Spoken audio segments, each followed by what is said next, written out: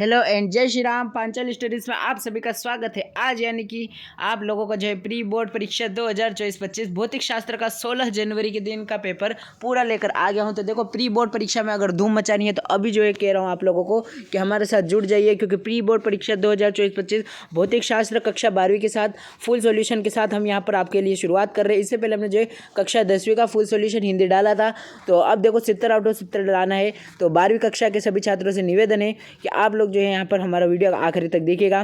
कुल प्रश्न इसमें 20 आने वाले हैं, 3 घंटे का समय रहने वाला है, 6 पेज नंबर और यहाँ पर जो है मैक्सिमम नंबर 70 होने वाले हैं। तो वीडियो को लाइक करके चैनल को सब्सक्राइब कर लो, क्योंकि सब्सक्राइब करते ही आप जो है हमारे यूट्यूब चैनल के यहाँ पर सब्सक्राइबर बन जाएंगे और हमारे सब्सक्राइबर्स को जो है सभी प्रश्नों का उत्तर जो है यहीं पर मिल जाता है, जितने भी आपको जो है परीक्षाओं में पूछे जाते हैं। ठीक है, तो यह एक बेनिफिट रहता है। साथ में जो है हमारा टेलीग्राम चैनल अगर आप ज्वाइन कर लेते हो तो चंगे में महंगा हो जाएगा। तो अब आगे देखते हैं, यहाँ पर शुरुआत करेंगे हम बिना किसी देरी के। सबसे पहला प्रश्न जो कि आपको आज के पेपर में देखने को मिलेगा, प्री बोर्ड के प्रत्येक प्रश्न के लिए दिए गए विकल्पों में से सही उत्तर चुनकर लिखिए। पहला पढ़ेंगे, आवेशित खोखले गोले के अंदर विद्युत क्षेत्र का मान कितना होगा। इसमें आप 0 कर लेंगे। धारा घनत्व का एसआई मात्रक एम्पियर प्रति मीटर स्क्वायर है ना, ये आपका आता है। किसी यंत्र उपकरण में धारामापी की कुंडली के साथ उच्च प्रतिरोध श्रेणी क्रम में जोड़ते हैं तो क्या होता है, तो इसमें आपको वोल्ट मीटर कर लेना है। प्रत्यावर्ती धारा में परिवर्त वाटहीन धारा किस परिपथ में, तो केवल एल परिपथ में। और आखिरी, तरंग सदिश को व्यक्त किया जाता है के बराबर 2π/t से।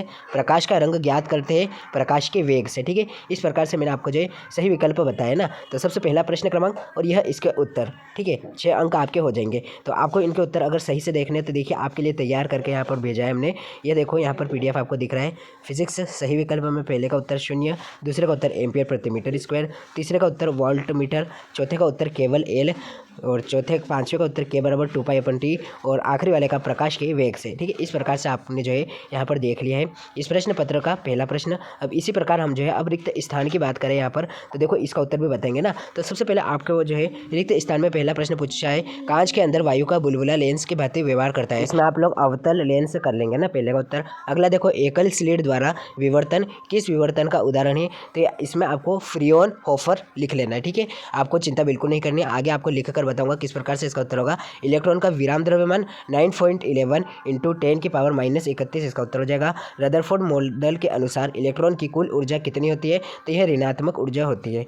उसके बाद पांचवा देखो, किस प्रक्रिया में हल्के नाभिक मिलकर एक भारी नाभिक बनाते हैं, तो नाभिकीय संलयन इसका उत्तर हो जाएगा। किसी अर्धचालक का प्रतिरोध में अशुद्धि मिलाने से क्या होता है, तो वह बढ़ जाती है ना, अशुद्धि मिलने पर वह बढ़ जाता है। इस प्रकार से रिक्त स्थान के उत्तर में अब आपको बताने वाला हूँ। तो देखो प्रश्न आपने रीड कर दिए, अब इनके उत्तर कहाँ मिलेंगे, तो बिल्कुल आपको यहीं पर मिल जाएंगे। ये देखो यहाँ फिजिक्स दूसरा प्रश्न, रिक्त स्थान में आपको पहले का उत्तर देखा था अवतल लेंस, उसके बाद फ्रियोनहोफर विवर्तन इसका अगले का उत्तर था, और उसके बाद 9.11 × 10⁻31 ऋणात्मक नाभिकीय संलयन और छठे में बढ़ जाती है। इस प्रकार से आपको रिक्त स्थान के उत्तर मैंने बताए थे। ठीक है, तो आपको स्क्रीनशॉट लेने की जरूरत नहीं है, क्योंकि मैं आपको जो है PDF डाउनलोड कहाँ से करना है वो बताने वाला। जी हाँ, आखिरी तक देखिएगा वीडियो को, आपको पता चल जाएगा। अगला प्रश्न करेंगे, प्रश्न क्रमांक 3 में पूछा है, सत्य असत्य बताइए। गामा किरणें भेदन क्षमता न्यूनतम होती है। असत्य, हाइड्रोजन परमाणु की आयनन ऊर्जा -13.6 eV होती है, तो यह भी असत्य हो जाएगा। प्रकाश विद्युत उत्सर्जन के लिए क्षारीय धातुएं प्रयुक्त की जाती है, यह सत्य कर लेंगे। व्यतिकरण फ्रिंजें समदूरस्थ होती है, असत्य हो जाएगा। जब एक लेंस को द्रव में डुबोया जाता है तो उनकी क्षमता बढ़ जाती है, तो इसमें आपको सत्य कर लेना है। इस प्रकार से आपका तीसरा पांचवा सत्य हो जाएगा, बाकी सारों को आपको असत्य ही रहने देना है। तो आपके सत्य असत्य हो जाते हैं, यहाँ पर देख लो उत्तर यहाँ पर आ जाता है आपका, है ना। सत्य असत्य में पहले का उत्तर हो जाएगा असत्य, दूसरे का असत्य, तीसरे का करेंगे सत्य, चौथे का सत्य और पांचवे का करेंगे सत्य, और छठवां आपको दिया नहीं है ना, तो छठवां आपको दिया ही नहीं है। यहाँ पर 5 ही प्रश्न पूछे गए थे। ठीक है, इस प्रकार से सत्य असत्य अब आपने देख लिए है। तो हम आगे बढ़ना चाहेंगे प्रश्न क्रमांक चौथे की तरफ, जो कि है सही जोड़ियाँ बनाई है ना। तो सही जोड़ियाँ कैसे बनाएंगे आप, तो स्तंभ अ के यहाँ पर शब्दों को स्तंभ ब के वाक्यों से मिलाना है। ठीक है, तो यहाँ पर देखेंगे खगोलीय दूरदर्शी का आवर्धन क्षमता कितनी होती है। इसका उत्तर आपको यहाँ पांचवा देखने को मिल जाएगा, -F0/Fe है ना। अगला सूक्ष्मदर्शी, सरल सूक्ष्मदर्शी की आवर्धन क्षमता 1+D/F होती है। संयुक्त सूक्ष्मदर्शी की आवर्धन क्षमता कितनी होती है, तो यहाँ पर आपको दिया है ना -V0/U0। उसके बाद चालक की ऊर्जा घनत्व, तो चालक का ऊर्जा घनत्व कितना होगा, तो यह द वाला इसका उत्तर यहाँ फर्स्ट ही हो जाएगा। चालक की स्थितिज ऊर्जा पूछे अगर आपको 1/2 CV², और आखिरी विद्युत फ्लक्स का मान EdS cos θ होता है, आप लोग जानते ही है ना। इस प्रकार से आप लोगों ने सही जोड़ी देख ली है, लेकिन आपको जो है बिल्कुल क्लियरेंस देना चाहता हूँ ना, बिल्कुल भी आप भूलो नहीं, ऐसा मैं आपको जो है आंसर बता रहा हूँ, ऐसा जो है आपको सॉल्यूशन करके बता रहा हूँ। तो आपका भी फर्ज बनता है कि वीडियो को लाइक करके चैनल को सब्सक्राइब कर ले कम से कम बस। तो यहाँ पर सही जोड़ी भी नहीं है, मैं आपको यहाँ पर मैंने मिलाकर बता दिया है और साथ साथ में यहाँ पीछे नंबर भी बनाकर बता दिए ना। तो सभी का उत्तर देख लो। पहले का उत्तर खगोलीय दूरदर्शी की आवर्धन क्षमता, इसको -F0/FE। सरल सूक्ष्मदर्शी की आवर्धन क्षमता 1+D/F। संयुक्त सूक्ष्मदर्शी की आवर्धन क्षमता -V0/U0 1+D/UE। उसके बाद अगला देखें, चालक का ऊर्जा घनत्व कितना होगा, 1/2 CV² हो जाएगा। उसके बाद चालक की स्थितिज ऊर्जा, तो 1/2 ε0E², इसकी जो है स्थितिज ऊर्जा हो जाएगी, ठीक है। और अगला देख लो लास्ट, विद्युत फ्लक्स का क्या मान हो जाएगा, तो देखो विद्युत फ्लक्स का मान हो जाएगा EDS cos थीटा। तो इस प्रकार से आप लोगों ने जो है सभी का उत्तर देख लिया है। सही जोड़ मैंने दो बार इसलिए बताइए क्योंकि आपको जो है याद हो जाए, आपको जो है कॉपी में तक यहाँ सैम्पल पेपर आपका उतारने की जरूरत ना पड़े। इस ही वीडियो से आपको जो है याद हो जाने चाहिए सारे ऑब्जेक्टिव, क्योंकि ऐसे तमाम ऑब्जेक्टिव है जो कि आपको वार्षिक परीक्षा में देखने को मिलेंगे जो आपने कहीं नहीं देखे होंगे।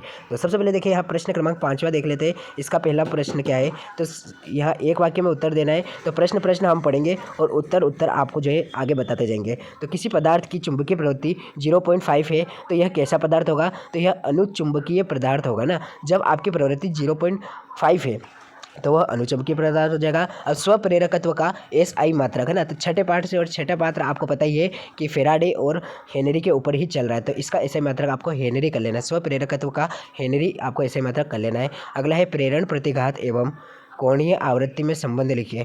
तो इनमें संबंध क्या होगा, तो XL = 2πr, तो वह आपको मैं बता दूंगा, ठीक है। थोड़ी देर आप जो है इंतज़ार कर लो। इसका उत्तर हो जाएगा 2π आवृत्ति स्क्वायर, है ना। उसके बाद अगला देखें यहाँ पर, तो धारा के वर्ग माध्य मूल RMS मान एवं शिखर का मान संबंध लिखिए। तो इसमें आपको IRMS = U0/2π√2 कर लेना है ना, इसका उत्तर। अगला देखिए, विकिरण की कण प्रकृति को प्रदर्शित करने वाली परिघटनाओं के नाम लिखिए। तो इसमें आपको 2 परिघटनाएं देखने को मिलेगी, तो वह दोनों में आपको उत्तर में ही बताऊंगा ना।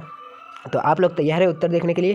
तो यहाँ पर मैंने आपके लिए उत्तर तैयार कर रखा है। तो यहाँ नीचे आते हैं हम और यहाँ एक वाक्य के सभी प्रश्नों का उत्तर देख लेते हैं। तो पहले प्रश्न में 0.5 आवृत्ति थी, इसलिए आपको प्रतिचुंबकीय करना था ना। जिन्हें भी बच्चों ने अनुचुंबकीय समझा है वो गलत हो जाएगा, प्रतिचुंबकीय इसका सही उत्तर हो जाएगा। अगला था हेनरी, है ना, स्वप्रेरकत्व का मात्रक हेनरी हो जाएगा। और XL = 2πμr, है ना। यहाँ पर ये V जो है ये आवृत्ति को दर्शाता है। उसके बाद IRMS = I0/√2। उसके बाद 2 कारण बताने थे, तो प्रकाश विद्युत प्रभाव और कांस्टन प्रभाव, इसके 2 कारण हो जाएंगे, ठीक है। इस प्रकार से आपको देख लेना है। अब जल्दी आपको जो है 2 अंक के प्रश्न भी कराने हैं, तो मैं यहाँ पर आपको पढ़कर बताता हूँ। पहला प्रश्न जो है प्रश्न क्रमांक 6वें का 2 अंक में आता है। किसी भी लगे चालक को धन आवेशित करने पर उसका द्रव्यमान क्यों कम हो जाता है। 2 विद्युत बल रेखाएं एक दूसरे को कभी प्रतिच्छेद नहीं करती, क्यों। उसके बाद विद्युत प्रतिरोध सेल का आंतरिक प्रतिरोध की परिभाषा लिखिए और SI मात्रक लिखिए, है ना। उसके बाद प्रश्न क्रमांक 8वां एक सवाल आ जाता है। उसके बाद प्रश्न क्रमांक 9वां देखो, संधारित्र दिष्ट धारा को रोकता है और उच्च आवृत्ति की प्रत्यावर्ती धारा को गुजरने देता है, क्यों। उसका प्रश्न क्रमांक 10वां 11वां देख लो, हाइड्रोजन परमाणु केवल एक ही इलेक्ट्रॉन किंतु उसके उत्सर्जन स्पेक्ट्रम में कई बार होता है, क्यों। इसका उत्तर लिखना है। उसके बाद प्रश्न क्रमांक 13वां देख लो, यहाँ पर विद्युत धारा वितरण में संबंधित किरचॉफ के नियमों का उत्तर लिखिए ना। यहाँ 3 अंक से शुरू हो जाते हैं, 13वां 14वां 15वां आपका 3 अंक का देखने को मिलते हैं 16 तक। और उसके बाद 17वें से आपको जो है यहाँ पर 4 अंक में देखने को मिलते हैं। और 7वां आपको देखना क्या है कि डिष्टीकरण क्या है, इसके 3 पॉइंट बताइए ना। तो यह भी एक अच्छा प्रश्न है, लेकिन ज़्यादा IMP है नहीं, अभी तक आपको ज़्यादा प्रश्नों में पूछा नहीं गया है परीक्षाओं में, लेकिन सैंपल पेपर वाले ने दिया है, तो आपका फर्ज बनता है एक बार आप जो है याद जरूर कर लो। प्रश्न क्रमांक 18वां भी आपका 4 अंक में है ना। 4 अंक के प्रश्न तो आप जो है रट लो, बिल्कुल ऐसे के ऐसे ही करके आना है आपको। और सबसे इंपॉर्टेंट इस पूरे प्रश्न पत्र में मुझे सबसे अच्छा लगा ये वाला प्रश्न, जो कि बिल्कुल आना चाहिए था, सबसे IMP। LCR परिपथ में आप बताइए परिणामी विभवांतर, प्रतिबाधा, VI के मध्य, समांतर और विद्युत धारा। ये आपका जो 7वां पार्ट प्रत्यावर्ती धारा से लिया गया है और सबसे इंपॉर्टेंट प्रश्न मैं इसको मानता हूँ। और आखिरी देखें यहाँ पर 20वां प्रश्न, जो कि था विद्युत द्विध्रुव के कारण अक्षीय स्थिति में बिंदु पर विद्युत आवेश, ना। तो ध्यान से सुनिएगा सभी स्टूडेंट्स, आपके आने वाले सभी पेपर जो भी है प्री बोर्ड परीक्षा के, उन सब के क्वेश्चंस में जो है आपको यहाँ पर यूट्यूब चैनल पर डिस्कस करूँगा। और साथ में अभी जिस प्रकार से कलरफुल आपको ऑब्जेक्ट के सॉल्यूशन दिए थे, बिल्कुल उसी प्रकार के आंसर्स आपके लिए प्रोवाइड करूँगा। आपको सिंपली जो है आंसर्स के लिए डिस्क्रिप्शन बॉक्स पर जाना है, वहाँ पर आपको एक लिंक मिल जाएगा। उस लिंक पर क्लिक करते ही आप लोग जो है हमारे PDF पर पहुँच जाएंगे, वो भी हमारे टेलीग्राम चैनल के थ्रू। तो टेलीग्राम चैनल ज्वाइन करना काफ़ी ज़रूरी हो जाता है छात्रों, अगर आपको अच्छे नंबर लाने हैं फिजिक्स में। तो अब उम्मीद करता हूँ आपके पेपर अच्छे जाएंगे। दोस्तों के साथ वीडियो को शेयर कीजिए।